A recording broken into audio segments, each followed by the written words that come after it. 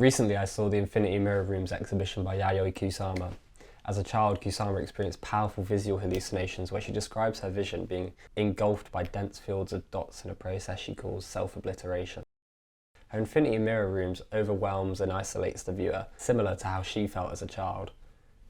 She used mirrors and different lighting sources to create these infinite spaces filled with light, and it's a powerful way to convey her own experiences in a strong visual way. Kusama's intense work using light and the environment really piqued my interest about how light can be used differently throughout art. This structure, known as Light Rainfall by James Turrell, is another intense example, featuring a soft or hard setting as well as a panic button. The user lies onto a bed with headphones and is loaded into a chamber similar to a CT scan, where they are bombarded with light and sound. The experience is powerful and disorientating. When inside, the diffusion of light makes it difficult to gauge the size of the space. Isolated in this chamber, viewers are forced to be of their own thoughts in this situation and must become a part involved in the work. This is a more extreme example of Turrell's work, but really is a great way to understand how he creates an introspective experience for the viewer. Turrell is one of the biggest names in the light and space movement that originated in California in the 60s. Works in the movement use light and space as their central focus to create the viewer's experience. I want the strength of the power and the primal relationship we have to light to be the strongest. During my research into light and space, I discovered the concept of the sublime. It's this feeling of awe inspired by art, described as the strongest passion that we can feel. Turrell's parents were Quakers, and he attended meetings with them as a child.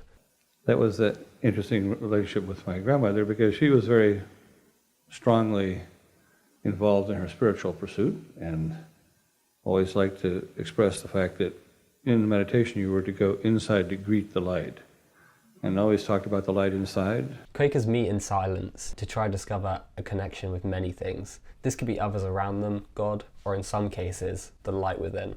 In art, this is mirrored with the idea of the sublime, and to me is how Turrell has been able to make such powerful installations with the collective idea of strong emotion. And I think it is a key factor of why his role in the light and space movement is as big as it is, because of his utilization of viewers' introspection. You enter a space in silence and just experience it.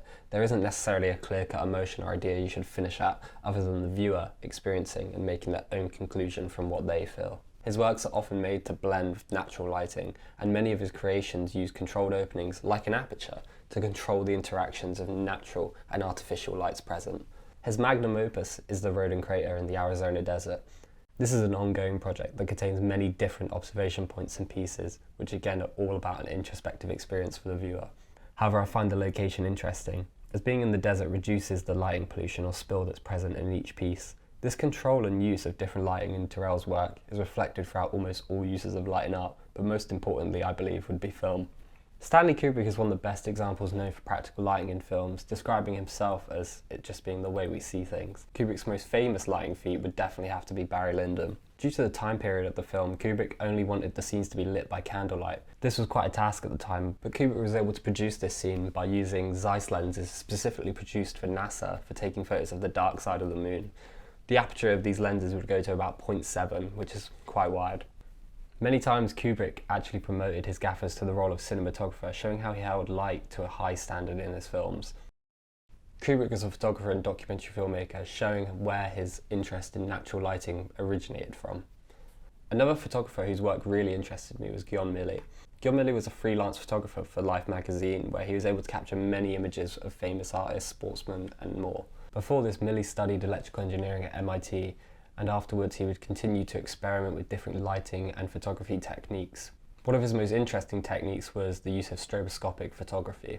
This involved using multiple camera flashes over a long exposure photo to be able to capture multiple points of movement throughout a picture. This photo of ballerina Alicia Alonso shows off her intricate and careful movements. In one image, Milly can capture the concentration and effort of Alonso, which is exactly what his work at Life should have been about. However, Milly's most famous collaboration would most likely be Pablo Picasso. During a visit to Picasso's home, Milly was able to gain his interest and further collaboration to produce light paintings. These were done with Picasso using just a light bulb, and Milly leaving his shutter open to capture the light as Picasso painted with it. This is a technique that has been developed and now widely known to many who are not involved in photography or even lighting. It's another way that the use of light in art can be redefined. For centuries, artists have been painting with light, whether it be Caravaggio and his dramatic contrast or Van Gogh's more emotional take. But what really stands out is how all of these artists have used the concept of light, yet each in their own way. The practical uses of light vary from a clinical take to expose a scene to expressing one's own experience with their mental health. But the unifying idea to me is almost how there are so many ways that light is used and the connotation it has for the piece at hand.